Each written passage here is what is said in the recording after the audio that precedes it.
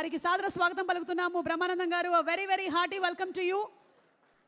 Basically Raja Gautham, Brahmanandam garu తండ్రి కొడుకులు, కానీ ఈ సినిమాలో మాత్రం ఒక డిఫరెంట్గా తాత మనవడుగా మనకి కనిపించబోతున్నటువంటి బ్రహ్మానందం తాతయ్య గారికి సాదర స్వాగతం పలుకుతూ, తాతయ్య తాతయ్య ఇప్పుడు ఇది కూడానా నాకు అన్నట్టు ఒక లుక్ ఇచ్చారు మనకి.